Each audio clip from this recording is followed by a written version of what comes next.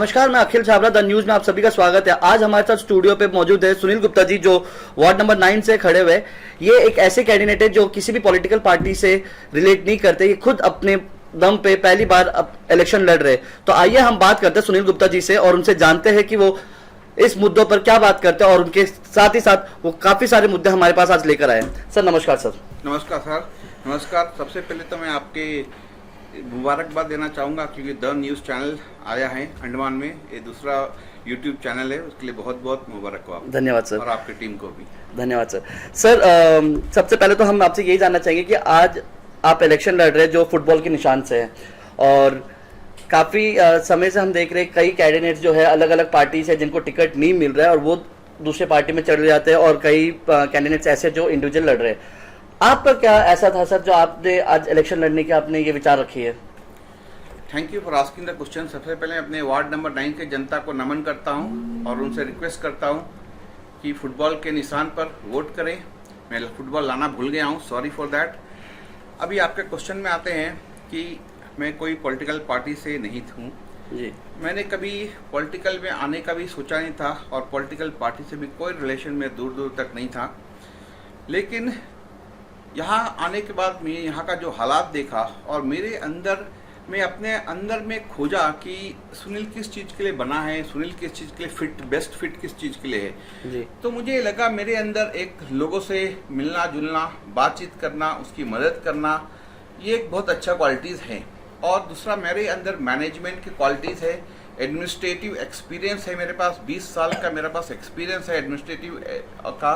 20-25 लोगों के टीम में संभालता था, ठीक है। और मेरे अंदर बहुत नया नया करने का सोच है। ये जनता देख रही होगी कि मेरा जो कैंपेन है उसी से उनको पता चल जाता होगा कि मेरे अंदर क्या काबिलियत है, मैं क्या कर सकता हूँ और करने का क्या तरीका है जी। और मैं कोई पॉलिटिकल पार्टी से नहीं हूँ। तो बहुत से लोग ये बोलते हैं कि आप जीत जाएगा तो यहाँ चले जाएगा, वहाँ चले जाएगा। मैं बोलता हूँ नहीं, आप ये मत सोचिए कि इंडिपेंडेंट एक कैंडिडेट नहीं रह सकता। आपको एग्जाम्पल मानूंगा, एक स्टेट ऐसा भी था जहाँ पे एक इंडिपेंडेंट कैंडिडेट चीफ मिनिस्टर बना था जी। और इंडिपेंडेंट कैंडिडेट के पास बहुत पावर होता है। आप इमेजिन करिए, ये 24 वार्ड सभा में जो इलेक्शंस हो रहे हैं, अगर इसका जो मेजॉरिटी किसी को नहीं मिलता है और इस बार नहीं मिलेगा क्योंकि बहुत सारे इंडिपेंडेंट कैंडिडेट खड़े हैं, तो उस टाइम मेरे वोट का कितना कीमत होगा।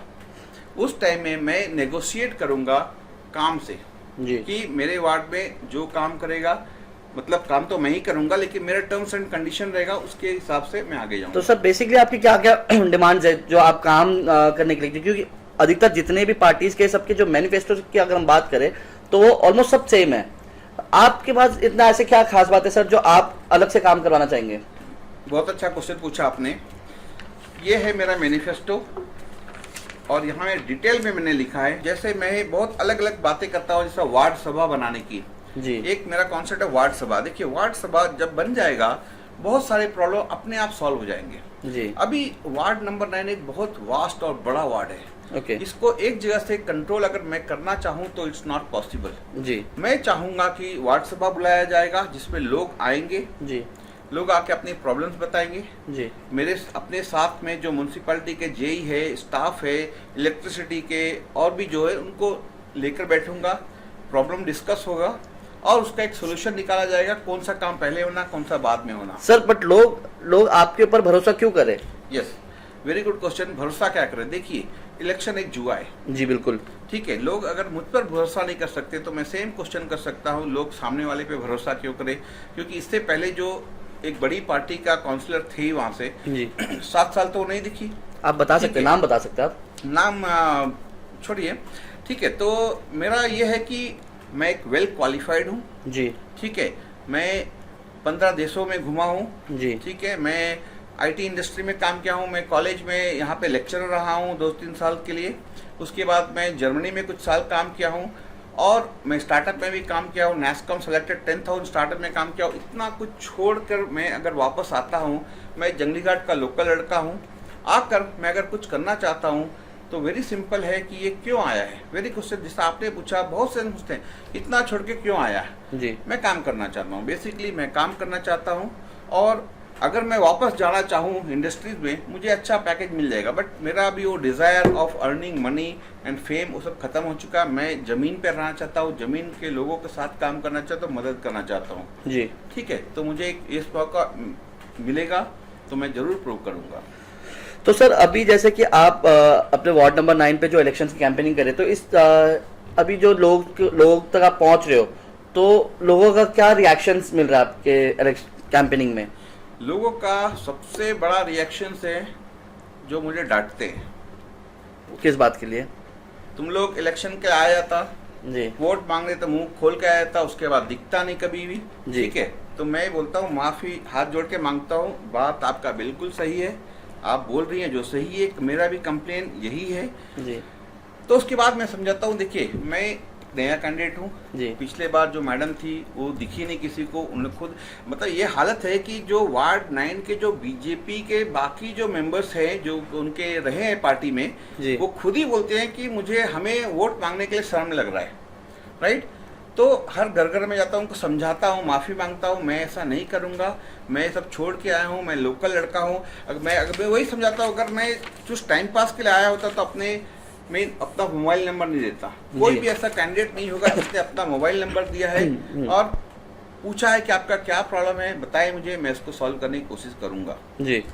तो सर जैसे कि कल हमने सुनील जी एक आपके ट्वीट पढ़ा था कि और एक तमाचा अंडमान एडमिन पर, ये किस आधार पर आपने ये ट्वीट करा था? यस, देखिए अभी हाल ही में दोनों बड़े बड़े पार्टी के तरफ से जो कैंपेन हो रहा है, हीट हो रहा है, ठीक है, होगा, जिसके पास ताकत है अपना ताकत दिखाएगा।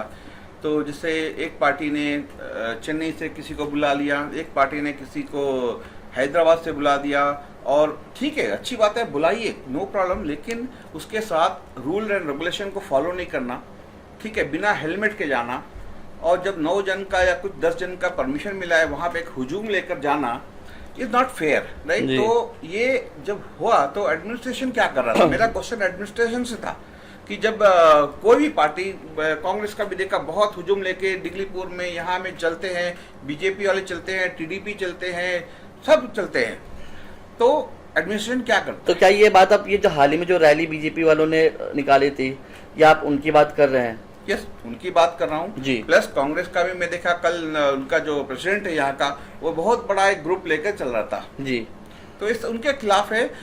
तो मेरा क्वेश्चन एडमिनिस्ट्रेशन से है कि आप क्या कर रहे हो जी, ये आपका ड्यूटी है। मैं डीसी से भी क्वेश्चन किया, क्यों उनको मुबारकबाद दिया हूँ कि फेयर एंड इलेक्शन कराने के लिए। ये बहुत गलत बात है। एक पार्टी जो पावर में है वो अगर ऐसा हरकत करती है तो एक तमाचा है एडमिनिस्ट्रेशन के ऊपर ही मेरे हिसाब से।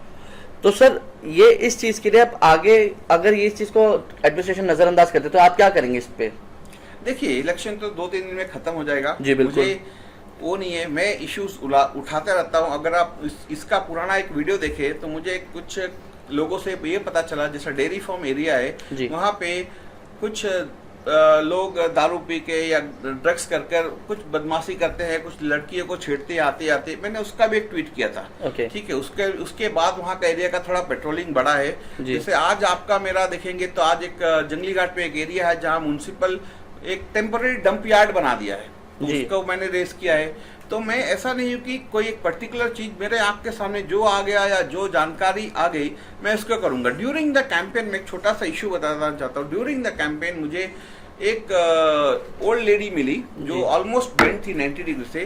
तो उनका लड़का ने बताया मुझे कि अम्मा 2 बार गया था वैक्सीनेशन लगाने लेकिन नहीं लगा। हम पूछा क्यों, भगा दिया। हम बोला क्यों, बोला कार्ड नहीं है। हम बोला कोई कार्ड नहीं है। बोला कोई कार्ड नहीं है, अम्मा का भगा दिया। मैं उनका फोटो खींचा, मैं ट्वीट किया डीसी सीएस सबको। इमीडिएटली नेक्स्ट डे लग गया उनका वैक्सीनेशन। देखिए कुछ गलतियां जरूरी की एडमिनिस्ट्रेशन की है, ठीक है। ये कहीं से मिस हो गया होगा, या अगर बीजेपी या कांग्रेस, इनका बहुत बड़ा हुजूम है, बहुत बड़ा नेटवर्क है।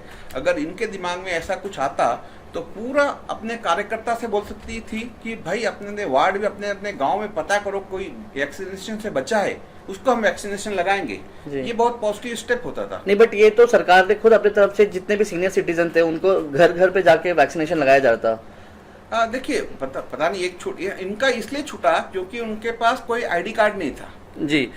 तो जैसे कि आप अभी थोड़ी देर पहले बता रहे थे मुझे कि डेयरी फार्म में वहाँ पे वुमेन असॉल्ट होता है। असॉल्ट नहीं, ईव टीजिंग टाइप का होता है। तो ये कैसे, मतलब ये कैसे हो रहा है वहाँ पर? ये वहाँ में एक्चुअली एक वो एरिया देखिए ना आप, जो डेयरी फार्म का ऊपर है, एक जो एरिया है वो 9 नंबर वार्ड होता है, उसका उस तरफ में 14 नंबर और इस तरफ में 15 नंबर। तो एक जंक्शन है 3 वार्ड का जी। तो यहाँ में क्या होता है, ऑब्वियसली तीनों पार्टी का इन्फ्लुएंस होगा वहाँ पे। तो मैं पार्टी को ब्लेम नहीं करता, कोई भी पार्टी को। ये कुछ अनसोशल एलिमेंट्स होते हैं जो डार्क साइड में हमेशा कुछ ना कुछ हरकत करने का जब भी मौका मिले करते हैं। मुझे बहुत से लेडीज ने बताया उस एरिया में कि जब वो ऑफिस से आते ही जाते हैं वहाँ में होता है। इसमें प्रॉब्लम जहाँ हुई कि किसी एक दो केस में उन्होंने पीसीआर वैन को कॉल करने का कोशिश किया, लेकिन ये नहीं मिल पाया, तो उनको उस वजह से प्रॉब्लम हुई। और मैं पुलिस से रिक्वेस्ट भी करना चाहूँगा, जैसा आपने 100 नंबर को 112 नंबर बना दिया है, तो इसके लिए आप एक कैंपेन करें, लोगों को बताएं, न्यूज़ में निकाले, न्यूज़पेपर निकाले कि 100 डायल नंबर चेंज हो चुका है जी। तो सर जैसे कि आप इतने सारे जो मुद्दे बता रहे हैं अभी मुझे, तो क्या ये सिर्फ आपके वार्ड तक की सीमित है या आप पूरे आइलैंड के बारे में सोच रहे हैं? देखिए, मेरा इससे पहले मैं पूरे आइलैंड का, इस बार तो मैं वार्ड से खड़ा हूँ तो ऑब्वियसली वार्ड मेरा प्राइमरी फोकस रहेगा, but it is not limited to that. मेरे लिए कोई भी कहीं भी कुछ भी कोई प्रॉब्लम होगा तो I am there for that. Any islander या इंडिया में कहीं भी, all the whole the world, I am working for the humanity. Right. जैसा मैंने एक बहुत अच्छा मुद्दा उठाया इसमें इलेक्शन में, अंडमान में मैंने देखा हूँ कि बहुत सारे बच्चे। सर मैं आपकी बात काटना चाहूंगा, आपने ये कहा था कि you will work as an humanity all over India, anywhere wherever the things are required. Sir तो इलेक्शन ही क्यों, आपको नेता बन के क्यों काम करना? आप एनजीओ चला सकते हैं, आप एनजीओ के तौर पे आप काम कर सकते हैं। Very good question. देखिए, अब अगर नेता बन के कुछ करना है जी, तो आपको पावर चाहिए जी। ठीक है, जैसे मैं एक छोटा सा मैं बताऊं कि मैं एक गांव में भी आप है या एक कहीं में भी आप है, आप मदद करना चाहते हैं जी सर, तो आप लोगों तो कैसे बताएंगे कि मैं मदद करना चाहता हूं? ठीक है, अगर फॉर एग्जांपल मैं वार्ड 9 में इलेक्शन नहीं लड़कर मैं मदद करना चाहता हूं जी, ठीक है, मैं कैसे ही बताऊं? मैं डिक्लेयर करूंगा, मैं मैसेज दूंगा, ये दूंगा, फिर भी लोगों के मन में एक शंका रहेगा कि क्या ये मेरा मदद कर पाएगा, क्या इसका पास वो पावर है? तो हर एक कॉन्स्टिट्यूशन में हर एक काउंसलर, हर एक प्रधान, हर एक मंत्री, हर एक प्राइम मिनिस्टर को एक पावर दिया गया है। तो उस पावर जब आता है आपको, तो आपका पास लोग आते हैं और आपको करने की क्षमता होती है, हिम्मत एक मिलता है और करने का रिस्पॉन्सिबिलिटी एक आता है जी। तो सर जैसे कि अभी आपने अपने एक मैनिफेस्टो में आपने ये दिया हुआ है कि आप डायलिसिस सेंटर आप खोलेंगे। नहीं, हाँ, थोड़ा सा डायलिसिस सेंटर खोलने की बात नहीं है, मैं बात कर रहा हूँ डायलिसिस सेंटर जो जीवन में है जी, ठीक है, अच्छी बात है। पूरा अंडमान ऑलमोस्ट पोर्ट ब्लेयर, बहुत सारे आइलैंड में भी नहीं है, तो मैं इसकी बात करता हूँ इसको डिसेंट्रलाइज करने की। Okay, instead of only in जीवन में भी रखे 1-2 सेंटर जी, हर वार्ड में कम से कम 1-2 सेंटर बनाया जाए। 1-2 सेंटर मतलब 1-2 बेड का कम से कम हर एक विलेज में बनाया जाए, इसमें बहुत ज्यादा खर्चा नहीं आता है 1-2 यूनिट का रेट। तो मैं डिसेंट्रलाइज की बात करता हूँ। ओके, तो will talk about this like जैसा आज अभी अब सुबह आप एक वीडियो पे आपने एक वीडियो रिलीज किया था जो कि डंप यार्ड, एक टेम्परेरी डंप यार्ड बनाया गया था जंगली घाट पे, तो उस चीज के लिए आप क्यों आवाज नहीं उठा रहे हैं? सॉरी टू से कि मैंने आज आवाज उठाया है। मैंने आज ही एक वीडियो निकालकर CSDC और बाकी रिस्पॉन्सिबल लोगों को ट्वीट किया है जी। मैं इससे पहले भी, मैं अगर आपको पता हो, यहाँ में कुछ NGOs हैं या कुछ एक क्लब ऑफ NGOs बना था जिसको हम लोग बोलते हैं साफ, ठीक है जी, स्वच्छता अभियान इन अंडमान विद फ्रेंड्स करके हैं। तो इससे मैं जुड़ा था। हम लोग 5:30 बजे संडे को उठते हैं, जैसा ये मरीना पार्क हो गया, राउंड बस्ती हो गया, एक बार हमने हेडो में किया था, ये कार्यक्रम करते हैं। तो मैं ऑलरेडी जागरूक हूँ, स्वच्छता में महात्मा गांधी से बहुत इंस्पायर हूँ, स्वच्छता मुझे बहुत अच्छी लगती है, ठीक है। तो ये जब मैं देखा जंगली घाट पे डंप यार्ड बनाया जा रहा है टेम्पररी, ठीक है, अगर आप टेम्पररी बनाना चाहे, कलेक्शन पॉइंट बनाना चाहे, सारे पॉइंट से लाकर डंप करे, फिर उसके बाद एक जगह ट्रांसपोर्ट करे, ओके, लेकिन वो चीज भी प्रॉपरली होना चाहिए। ये नहीं कि आप एक काम के बदले दूसरा बकड़ा खड़ा कर दो। सर आपके एक मैनिफेस्टो में एक ये चीज लिखा था, सम्मान to INA leaders like Shri Ramakrishna what is this, sir? Can you just explain on this? अगर अंडमान निकोबार के लोग, बहुत thanks for asking this question, Andaman Nicobar के लोग अगर सुभाष चंद्र बोस जी का फोटो देखे, जैसा सुभाष चंद्र बोस जो एक उतरे तो उनको एक रिसीव करना हुआ एक सज्जन दिखेगा। जब उनका वेलकम एड्रेस हुआ तो उसको पीछे से फोटो है, वो एक सज्जन वेलकम स्पीच पढ़ रहा है और एक सज्जन उनको कुछ दे रहे हैं। वो जो दे रहे हैं वो 10,000 रुपए थे 1942 में। वो सज्जन थे श्री रामाकृष्णा जी। ये आईएनए के डिप्टी कमिश्नर थे उस टाइम के। आप इमेजिन करके देखो 10,000 रुपया 1942 में कलेक्शन करना उस टाइम का पॉपुलेशन के हिसाब से कितना टफ था होगा। और आईएनए में ही वाज क्वालिफाइड, ये ग्रेजुएट थे म्यांमार से उस टाइम में, इतना क्वालिफाइड जंगली घाट के जो किशन फैमिली है उसके हैं, ठीक है। तो ऐसे लोगों को आइडेंटिफाई करना, सम्मान देना। जी sir, talking about this elections, तो कई बड़े पार्टीज है, तो आप अगर आप उन पार्टीज में अगर आप ज्वाइन करते हो तो जैसा आप बता रहे हो कि आप ये सारे अपने जो मैनिफेस्टो में आपने जितने पॉइंट्स डाले, अगर आपको पूरे करने तो आपको किसी भी ना किसी बड़े पॉलिटिक्स का ब्रांड चाहिए होगा, तो आप उनको क्यों नहीं आप ज्वाइन करते? क्या मैं क्वेश्चन पूछ सकता हूँ? जी बिल्कुल बिल्कुल। आपकी शादी हो गई है? नहीं। आपकी जब शादी होगी तो उसमें बहुत सारे काम होंगे, जैसा कैटरिंग करना, ये करना, वो करना, जो आप किसी से करवा सकते हो। जी बिल्कुल। अपना शादी का जो आप जोड़ा पहनने जाओगे, आप या आपकी जो मैडम, वो कैसे, आप खुद जाओगे या किसी और को भेज दोगे? मैं खुद जाऊंगा। खुद जाएंगे, वही डिफरेंस है।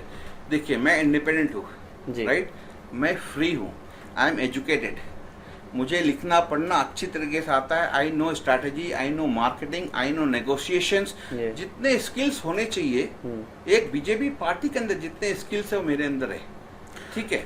और मैं अकेला लड़का पूरा बीजेपी टीडीपी सबको चैलेंज दे रहा हूँ जी, right, and that's why you are interviewing me. But the thing is this, like after entering a party you will get more powers, like when we'll see it कि आप qualified हो, आपको market का हाव भाव सब पता है, लेकिन जब आपको किसी पार्टी पे आप घुसते हो तो उसका वैल्यू और ज़्यादा आपके लिए बढ़ जाता है और आपको और पावर्स मिलते हैं। There is a saying like great powers come with a great responsibilities. तो सर, आप इस बारे में आपको क्यों नहीं लगता कि अगर मैं जीतने के बाद मैं अगर इस पार्टी में चले जाऊं तो मुझे ये मिल सकता है? सर, आपने जो डायलॉग बोला वो है उल्टा। Okay, great responsibility comes with great power, ठीक है, ये स्पाइडरमैन का डायलॉग है जी, ठीक है।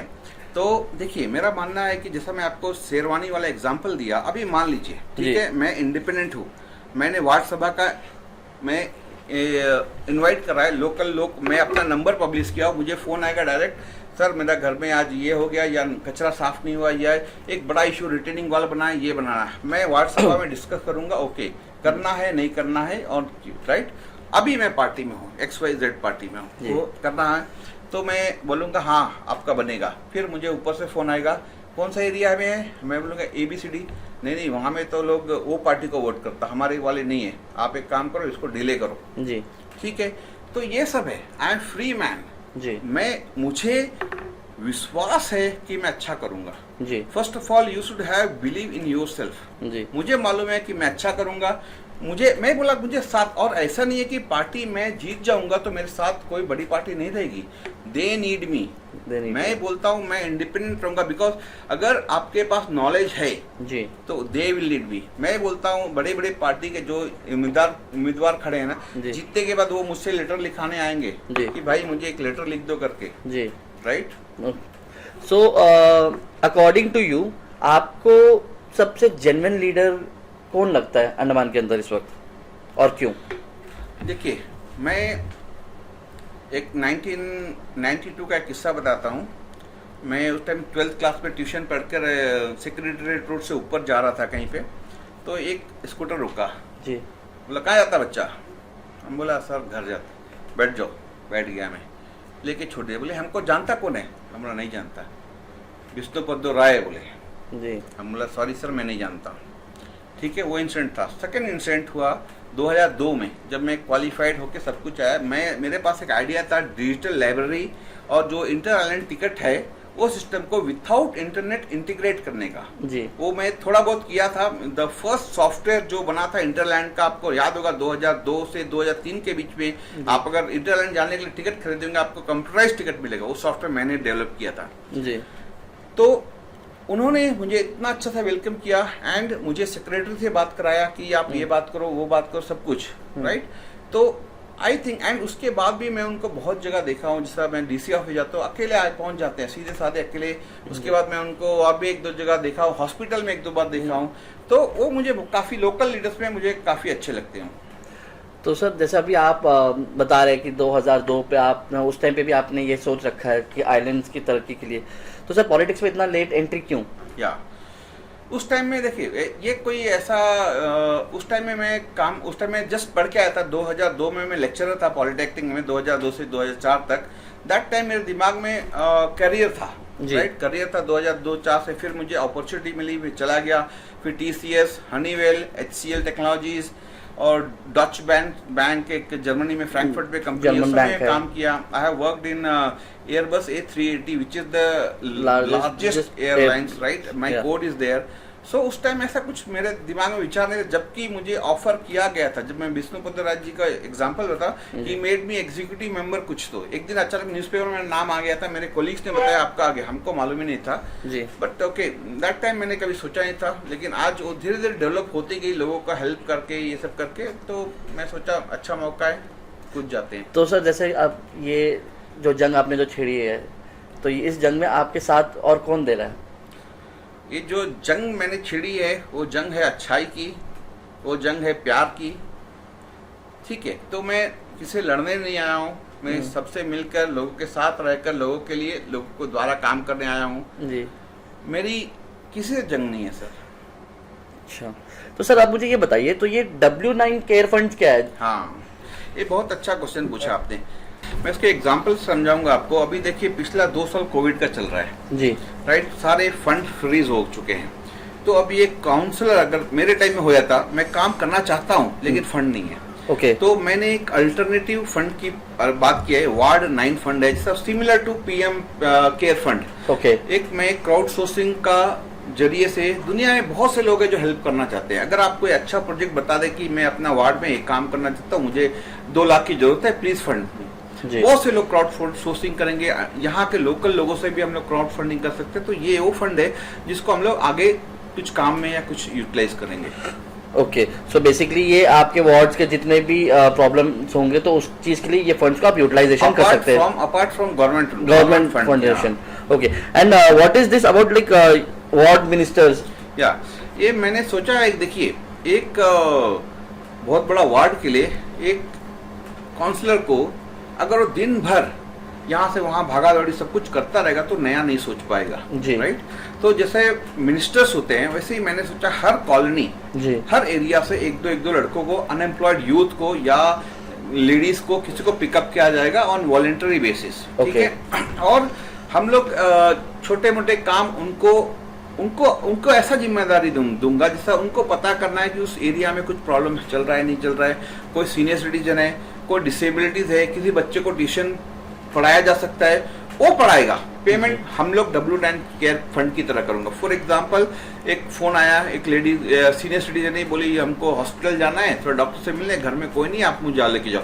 वो लड़का आएगा, लेके जाएगा डॉक्टर के पास, वापस छोड़ देगा, वो मुझे इनका नंबर दे देगा, एक टीम रहेगी या मैं खुद ही वेरीफाई करूंगा कि ये हुआ था नहीं हुआ था तो उसको 100-200 रुपया कुछ दे दिया जाएगा। तो वो चीज जो है आप अपने W9 के फंड से आप उसको रिलीज करेंगे। ओके, और ये कंप्लेन बॉक्स का जो आप ये मुद्दा उठाया है इसमें, तो ये किस बेसिस पे? हाँ देखिए अगेन बहुत सा होता है, ये जो जैसा मैं वार्ड गया, कोना कोना नीचे तक वार्ड है, ऐसे बहुत से लोग हैं जिसको फोन यूज नहीं करना आता, जिसको बात मतलब कैसे मुझ तक पहुंचेंगे नहीं जानते, उन लोग घर से नीचे कैसे आएंगे पता नहीं। तो मेरा आइडिया है कि हर वैसे जगह में एक कंप्लेंट बॉक्स रखा जाए विद ताला चाबी, और उसको मैं खुद जाकर हफ्ता दिन में या 10 दिन में खुद जाकर खोलूंगा उसको और उनका कंप्लेन देखूंगा। तो वो सारे जो शिकायत मंच जितने भी होंगे तो उस चीजों को आप कैसे उसको रेक्टिफाई करेंगे? जैसा प्रॉब्लम आएगा, देखिए जैसा प्रॉब्लम है वैसा सोल्यूशन है जो भी है, और फिजिबल सोल्यूशन। ऐसा मैं जनता से भी वेरी क्लियरली बोलता हूँ, मैं ऐसा कुछ नहीं कर, जो मैं नहीं कर सकता नहीं कर पाऊंगा। जैसा कोई आप दारू पी के एक्सीडेंट कर दिए, पुलिस वाले आपको ले गए, आप फोन करके बोलोगे मुझे बचाओ, आई एम सॉरी, राइट। या आप कुछ घर में अपने बीवी को दारू पी के मार दिए, बीवी कंप्लेन कर दी, नो मैं आपकी बीवी के साथ रहूंगा, राइट। तो ऐसा नहीं, जो फिजिबल, जो अच्छी सोच है, अच्छी मैं सोल्यूशन करूंगा। और ये जैसे आप वार्ड सभा का आयोजन करने के लिए आपने ये अपने मैनिफेस्टो में लिखा है, तो सर ये किस हिसाब से आप इसको कैसे, मतलब इसको आप मैनेज करेंगे? हाँ देखिए, जैसा होगा, पहला तो इसका एक पता किया जाएगा कि हमारे जो, क्योंकि म्युनिसिपल भी एक रूल रेगुलेशन के हिसाब से चलता है जी, उसके अंदर ऐसा कुछ ना कुछ प्रयोजन होगा, राइट। वो पता किया जाएगा और उसके हिसाब से, या अगर कुछ नहीं है तो भी मेरा जुडिशरी है, मेरा ताकत है, उस पर मैं इनवाइट कर सकता हूँ। मैं एक, जैसा 5 पोलिंग स्टेशन है मुझे हमारा, तो हर एक पोलिंग स्टेशन में हफ्ते में 2 हफ्ते में लोगों को इनवाइट करूंगा, एडवर्टाइजमेंट करूंगा, क्योंकि जैसे ही मैं वार्ड बनूंगा, काउंसलर बनूंगा, मेरे पास हर सिटीजन का, हर वोटर का एक्सेस रहेगा। मैं कुछ ग्रुप्स बनाऊंगा हर वार्ड सेक्शन के हिसाब से, उसमें मैसेज कर दूंगा कि ये दिन इस जगह एक वार्ड सभा है, आप आए अपना प्रॉब्लम सोल्यूशन लेकर, प्रॉब्लम लेकर। तो सर जैसे आपने अभी अपने मैनिफेस्टो में ये भी दिया हुआ है कि आप एक किडनी डायलिसिस सेंटर जो है सिर्फ वार्ड नंबर 9 में खोलेंगे, ये यस, मेरी शुरुआत यहाँ से होगी, मेरी शुरुआत यहाँ से होगी, but I am open to all the ward. देखिए मैं पहले ही बोला कि मैं एक वार्ड के लिए, मैं सारे पूरा अंडमान के लिए काम करना चाहता हूँ, तो मेरा ये रहेगा इनिशियली, जैसा W9 केयर फंड दोबारा आता है, यहाँ पे किडनी डायलिसिस सेंटर के 4-5 लाख का खर्चा होना चाहिए मेरे ख्याल से। तो हम पहले DSS और DC साहब से रिक्वेस्ट करेंगे, DHS से एक रिक्वेस्ट करेंगे कि वहां में ट्रांसफर किया जाए, वहां में अगर हो जाना चाहिए, क्योंकि वो नेगोशिएशन स्किल्स पे डिपेंड करता, तो ऐसा करके वहां पे करने का प्लान है। तो सर ये आत्मनिर्भर वार्ड, इसका आप ये कैसे? हाँ सर, देखिए वार्ड 9 बहुत वास्ट वार्ड है जी। पोर्ट ब्लेयर मच्छी खाता है जी, वार्ड 9 से। ओके। पोर्ट ब्लेयर पानी पीता है वार्ड 9 से जी। पोर्ट ब्लेयर का जो मेन चीजें है, वार्ड दूध पीता है वार्ड 9 से जी, ठीक है। तो वार्ड 9 के अंदर everything is there, educated people, मेहनती पीपल, मच्छी मारने वाले लोग होते हैं, लेबरर्स हुए, तो एवरी टाइप ऑफ पीपल हैं, ठीक है। तो आत्मनिर्भर का ये मतलब नहीं है कि हम लोग अपना रॉकेट बनाएंगे, हम लोग अपना सब कुछ करेंगे, नो। आत्मनिर्भर का ये है कि हमारा एक ग्रुप बनेगा, उसमें युवाओं को पूरा इंस्पायर और मोटिवेट किया जाएगा कि देखिए युवा जो है अंडमान का गवर्नमेंट जॉब के लिए वेट कर रहा है जी, बिल्कुल, और वेट करता रहेगा। काफी अभी भी 9000 पोस्ट कुछ खाली है, क्योंकि इसको भरने की कोशिश की जाएगी, ठीक है। और जो भी है, ऐसा नहीं कि आपको खाली बैठना है, कुछ ना कुछ मैं अल्टरनेटिव गवर्नेंस की बात करता हूँ। आप गवर्नमेंट पे सिर्फ डिपेंड मत रहिए जी। आपको भगवान ने सब कुछ दिया है, आप अपना खुद बहुत कुछ कर सकते हैं। एक एंटरप्रेन्योरशिप ऐसा होता है, बहुत कुछ हो सकता है जी, बिल्कुल। तो आत्मनिर्भरता का मतलब वो है कि अपने अंदर मैक्सिमम पॉसिबल चीजें कर लो जी। तो इस पे जो है आप ज्यादातर आप यूथ को फोकस कर रहे हैं कि जहाँ यूथ जो है, हमारे अंडमान की जो यूथ है वो आगे आए और इस चीज पे भाग ले। बहुत ज्यादा, देखिए यूथ के बिना कुछ नहीं हो सकता, ये एकदम क्लियर है।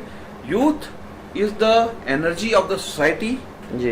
यूथ, लेकिन जो अंडमान का यूथ है ना, एक जो पॉजिटिव होता है वो नेगेटिव साइड जा रहा है जी, ठीक है। वो बहुत मायूस है और बहुत मासूम है। पहले तो उनके अंदर एक एनर्जी भरना होगा कि yes you can do it, we will do it, I am there with you. अभी उनको ये नहीं पता उनके साथ कौन है जी, राइट, क्योंकि काउंसलर एक बार जीतने का भाग जाता है, वो आता नहीं है, तो वो गया। और यहाँ में और कोई सपोर्ट नहीं, एडमिनिस्ट्रेशन से ज्यादा सपोर्ट होता नहीं है, क्योंकि उनके पास लिमिटेड पावर्स है। बड़ी बड़ी पार्टियां आती हैं, वोट देंगे, ये देंगे, उल्लू बना के चली जाती हैं, ठीक है। तो उन लोग लटके रहते हैं। तो उनको एक ऐसा बंदा चाहिए जो कंधे से कंधा मिलाकर चले, और उनके पास मैं अभी आया हूँ। सर जैसे कि आपके ये जो वार्ड है, आपने जैसा भी बताया कि वहाँ से पूरे अंडमान में सारी चीजें सप्लीमेंट्स होते हैं, सर आपके यहीं से नशा भी सप्लाई होता है, तो इस विषय पे आप क्या कहेंगे सर? ये देखिए, मैं आया हूँ, मैं जीतने वाला हूँ, और मैं अभी इसी इंटरव्यू से वार्निंग देना चाहता हूँ उन सारे लोगों को जो इलीगल काम करते हैं, स्पेशली ड्रग्स का, नशा का काम करते हैं। या तो वो वार्ड छोड़कर चले जाएं, नहीं तो मैं डंडे मार मार कर आप लोगों को भगाऊंगा। और जो बाकी जो अलाउड ड्रिंक्स है सर, ड्रिंक कर रहे हैं, कभी थोड़ा आप कर सकते हैं, इट्स अलाउड, हमारा कॉन्स्टिट्यूशन अलाउ करता है, लेकिन ड्रिंक या तो घर में करें या ड्रिंक करके घर शांति से जाए, कोई बखेड़ा कुछ नहीं। Please respect the society. तो sir coming back to your manifesto, तो इस पे अभी अपने शिक्षा के बारे में आपने बताया है, तो इस पे like back to school for dropouts. या देखिए, अंडमान में मैंने एक बहुत बड़ा प्रॉब्लम देखा है जी। बहुत सारे बच्चों से मिला। आज मैं अगर आप सर्वे करना चाहते हैं, जितने कैंपेन में जितने बच्चे लोग हैं, सब मैक्सिमम ड्रॉप आउट्स है। या तो 8वीं छोड़ दिए, या 10th के बाद छोड़ दिए, या 12th के बाद छोड़ दिए, या कॉलेज में छोड़ दिए, राइट। बेसिकली जहां तक लगता है इसका 2 रीजन होता है जी। या तो एक घर में कुछ फाइनेंशियल प्रॉब्लम हो, एक वो बहुत कम है एक्चुअली अंडमान के लिए। दूसरा प्रॉब्लम होता है ड्रिंक्स, और ड्रग्स में उसका पिताजी मार झगड़ा लड़ाई, घर का एनवायरनमेंट ऐसा नहीं रहता और बच्चा छूट जाता है। देखिए, पहला प्रॉब्लम को सॉल्व कैसे किया जा सकता है कि एक बच्चा, मान लीजिए उसका जेन्युइन प्रॉब्लम है, उसको स्कूल में डाल दीजिए। स्कूल में डालने के बाद उसी एरिया में कहीं में आप, हमारे जान पहचान तो हो जाए, किसी दुकान में लगा दीजिए, कोई छोटा सा काम उसको 2 घंटा 4 घंटा का दे दीजिए, उसके पास पैसा आएगा, हो जाएगा। और अंडमान में हर एक घर स्कूल के पास ही है, कोई बड़ा दूर जाने की जरूरत नहीं है जी, वो जाके कर सकता है। दूसरा प्रॉब्लम है आपका, वो जो पिताजी का प्रॉब्लम है, घर पे पिटाई पिटाई करते हैं, उसको या तो उनके पिताजी काउंसलिंग में डाला जाए, काउंसलिंग किया जाए तो घर समझेगा, या उस बच्चे को हॉस्टल में डाला जाए। सर जैसे कि आपने एक दूसरा पॉइंट इस पे लिखा हुआ था, मॉनिटर्ड कॉमन स्टडी फैसिलिटीज, तो सर इसके बारे में आप बताइए, ये कैसे आप इसको प्रोवाइड कराएंगे? कॉमन स्टडी फैसिलिटी, देखिए बहुत सारा एरिया होता है जी, कि जहां में बहुत सारे नॉइज होते हैं, जैसा अभी इलेक्शन टाइम में नॉइज नॉइज नॉइज, घर के अंदर बहुत सारे फैमिलीज में लड़ाई झगड़ा, दिन को रात को, बच्चों को पढ़ने नहीं मिलता, तो ये बच्चों को पढ़ने का हक नहीं है क्या? तो इन बच्चों के लिए मैं क्या करूंगा, जो नियरेस्ट स्कूल या कोई भी ऐसा फैसिलिटी ओपन करवाऊंगा, पूरा स्कूल नहीं, एक क्लास 5 to 8 खुलेगा, उसमें बच्चे जो जाना है जाके सेल्फ स्टडी कर सकते हैं। सर इस पे अगर हम ये बात करें तो ये मेरा सवाल पिछले सवाल की जैसे ही कुछ कनेक्ट कर रहा है उस पे कि आज के डेट पे आप के उस वार्ड से कई बच्चों को ऐसे देखा गया है जो स्कूल के बच्चे, they are also inhaling the drugs, तो सर उस चीज पे आप उनके पेरेंट्स या उनके कोई भी किसी चीज को पकड़ा नहीं जा सकता, तो सर वो क्या करेंगे उसके लिए आप? नहीं, बिल्कुल पकड़ा जा सकता है, पकड़ा जा सकता है, मतलब ऐसा नहीं पकड़ा जा सकता है, उनको जाके काउंसलिंग। देखिए, हम चाहते हैं हमारे बच्चे जेल न जाकर सुधरे, उनको, और ड्रग्स करते क्या, रीजन क्या है एक्चुअली ड्रग्स करना है? एक तो घर का एनवायरनमेंट गंदा होता है, या उनको नौकरी नहीं देता, बच्चे डिप्रेशन में जाते हैं उसके वजह से। तो हमें रूट कॉज को सॉल्व करना है, हमें उस घर में जाके काउंसलिंग करना है। आपका बच्चा ड्रग्स लेता है, हम इसकी मदद करने आएंगे, उसको ड्रग सेक्शन में डालना है, या उसको रिहेबिलिटेशन में डालना है, या उनको कुछ अल्टरनेटिव जॉब या कहीं ना कहीं एंगेज करो। जैसा मैंने बोला मिनिस्टर, उनको मिनिस्टर बनाने के जो एक बच्चा या एक आदमी एक अच्छा काम करता है, उसको शाबाशी मिलता है, उसको लगता है yes good something I did, और दूसरा अच्छा काम करता है। तो वही मैं बोला, अंडमान के यूथ डिप्रेशन में जा रहा है, उसको पॉजिटिव एनर्जी देना है, उसको पॉजिटिव लाना है। So sir, talking about this like a consultation, तो आपने consultations and financial assistance for education, तो ये कैसे आप इसको प्रोवाइड कराएंगे? देखिए सर, ये कुछ नहीं है, ये आज जब बच्चा 10th पास होता है तो उसको डाउट होता है कि मैं साइंस पढ़ूं आर्ट्स पढ़ूं जी, क्योंकि उसको अपने कैपेबिलिटी पे ज्यादा नहीं भरोसा के एक सिंपल सा आप कंसल्टेशन अगर 2 मिनट 10 मिनट बच्चे से बात कर लेंगे, आपको आइडिया हो जाता है जी, उसका इंटरेस्ट क्या है, क्योंकि आप गाइड कर सकते हो। इसके लिए कोई बड़ा चीज करने की 2 टीम या 3 टीम, जैसा भी हम लोग लड़के लेके कैनवसिंग के लिए जा रहे हैं, हर घर में जाके मैं वोट मांग सकता हूँ जब, तो मैं हर घर में जाके बच्चे से पूछ क्यों नहीं सकता, वो भी कर सकता हूँ मैं। तो सर इस पे फाइनेंशियल हेल्प कैसे करेंगे? फाइनेंशियल हेल्प जैसा मैं बताया, देखिए फाइनेंशियल हेल्प का ये मतलब नहीं है कि बहुत बड़ा हेल्प, जैसा अगर एक बच्चा वार्ड 9 की बात है राइट, वो उसके घर में कॉलेज में आने का पैसा नहीं है या कुछ भी, तो उसको हॉस्टल में डाला जा सकता। फाइनेंशियल हेल्प में देखिए, एक मेरा पॉइंट मैंने लिखा है, opening the library of second hand books and second hand used books and used clothes. तो यूज्ड बुक्स जब हमारे पास रहेगा, वो बुक्स दिया जा सकता है जी, तो ऐसे ही हेल्प हो सकता है। सर जैसे कि आपने इस पे आपने पॉइंट नंबर 4 पे ये लिखा हुआ है scheme, like awareness about the scheme from the central government. Yes, देखिए सर, जो इलाका होता है कोना कोना, वहां तक बहुत सारे सेंटर, कोई भी सेंट्रल गवर्नमेंट हो, बीजेपी कांग्रेस को बहुत अच्छा स्कीम लाते हैं जी, ठीक है, ये जनता तक नहीं पहुंच पाती है जी, जैसा कोई भी स्कीम आप देखिए तो नहीं पहुंच पाती। तो मेरा एक स्पेशल कैंपेनिंग प्रोग्राम रहेगा। फर्स्ट ऑफ ऑल जब मैं बात करता हूँ कनेक्शन, जी, right, I will be connected to each and every house directly through the social media. देखिए आज हमारे पास 4G आ गया है, internet, it is very good कि हम लोग हर घर से, हर इंडिविजुअल से कनेक्ट हो सकते हैं, व्हाट्सएप से, सोशल मीडिया से। So I will be creating a app, mobile app also for ward 9 where will encourage everyone to join. हर एक ग्रुप्स बनेगा, उसके थ्रू कनेक्ट रहेंगे। तो उसमें मैं हर, तो ये पर्सनली आप मोनेटाइज करेंगे इन सब? पर्सनली देखिए मेरा पास ज्यादा काम नहीं है, मैं फुल टाइम अवेलेबल रहूंगा। तो सर जैसे ये अभी आपने एक और चीज दिया हुआ है कि it is like for pre marriage counselling to all the family members and the couples. तो ये कैसे सर, ये खुद भी आप करेंगे या आप इसके लिए कोई टीम सेटअप करेंगे? ये पहले तो समझना पड़ेगा कि प्री काउंसलिंग क्या है और जरूरत क्या है। देखिए आजकल क्या होता है, अंडमान में जब मैं आया, मेरे रिश्तेदार भी और बहुत से लोगों का मैं देखा कि डिवोर्स हो गया जी, ये इस कारण से, उस कारण से, वट एवर द कारण हो।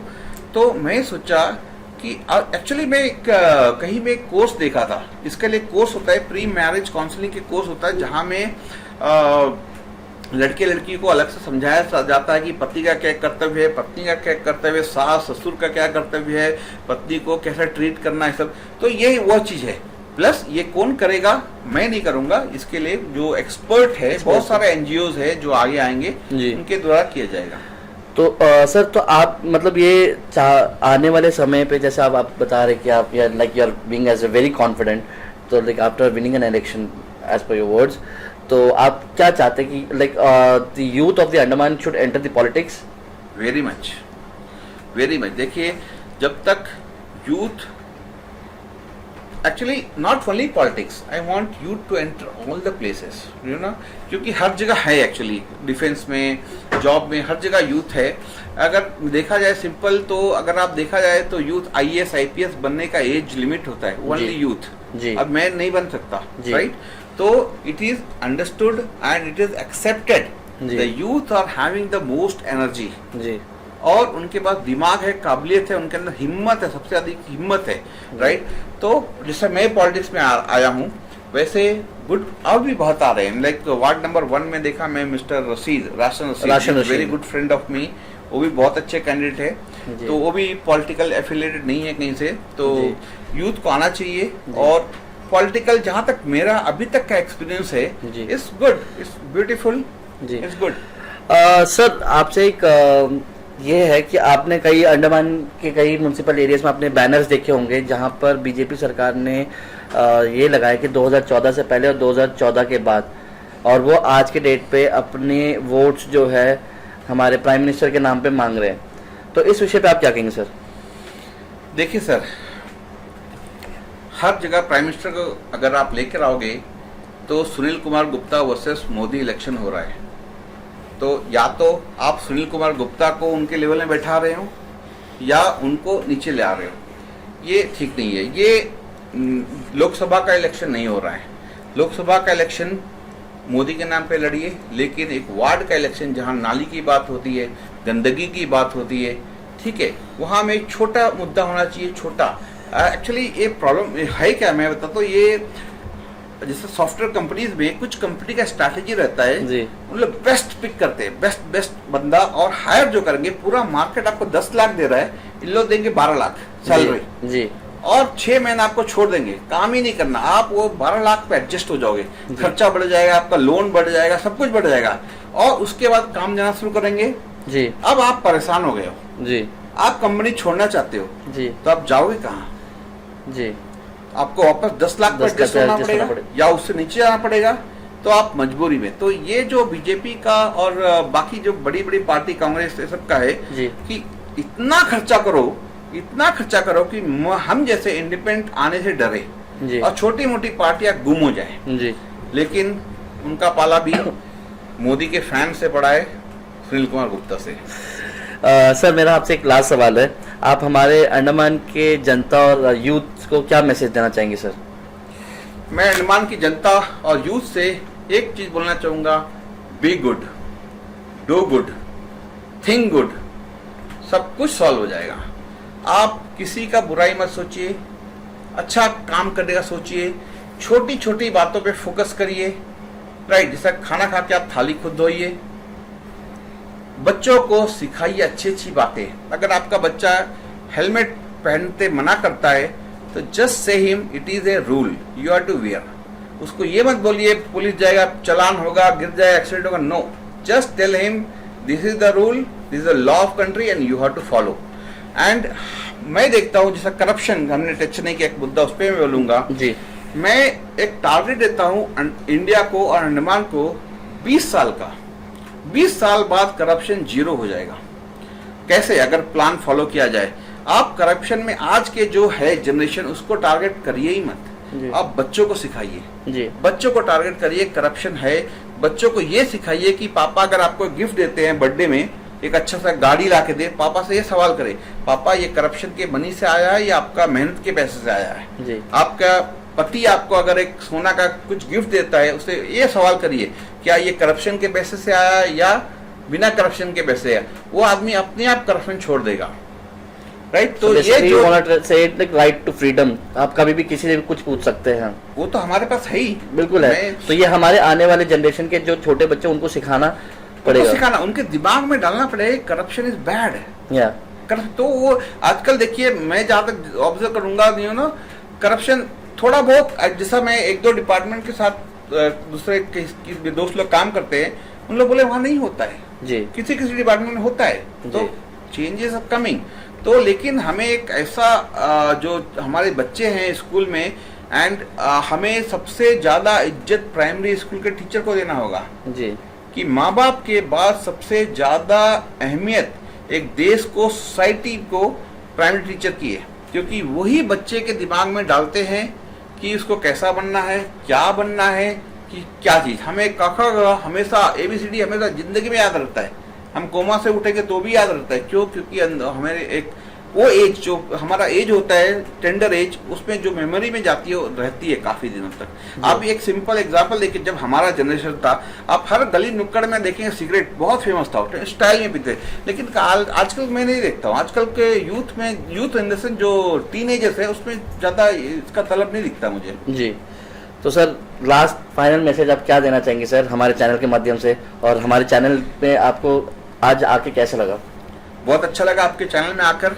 मैं अंडमान निकोबार की जनता को एक बात बोलना चाहूंगा, ये इलेक्शन आपके लिए गोल्डन अपॉर्चुनिटी है, क्योंकि इस इलेक्शन बहुत 2-3 साल बाद हो रही है, और टेन्योर के 2-3 साल बाद हो रही है, और इस इलेक्शन में हर वार्ड से, हर पंचायत से ऑलमोस्ट कोई ना कोई इंडिपेंडेंट खड़ा है, ठीक है।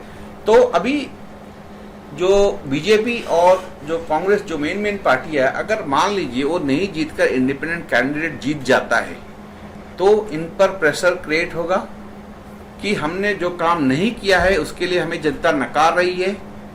तो अगला जो 3 साल बाद या 2.5 साल बाद इलेक्शन होने वाला है, वो काम करना स्टार्ट करेंगे, और 3 साल में बहुत सारा काम हो जाएगा आपका।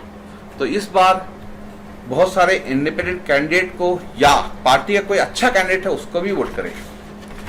धन्यवाद।